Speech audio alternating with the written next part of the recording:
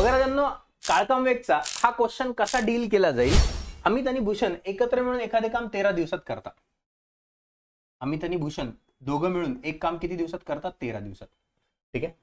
अमित एकट्याने तेच काम 39 दिवसात पूर्ण केले. 39 दिवसात पूर्ण केले. तर दोघे मिळून काम सुरू करतात 6 दिवसांनी.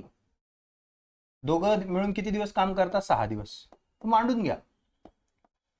6 दिवसांनी अमित काम सोडतो, तर उरलेलं काम भूषण किती दिवसात करेल? उरलेलं काम भूषण किती दिवसात करेल? म्हणजे पहिले तर टोटल काम माहित पाहिजे. टोटल काम म्हणजे यांचं काय असणार? इफिशियन्सी म्हणजेच लसावी. ठीक आहे ना. पूर्ण काम 39.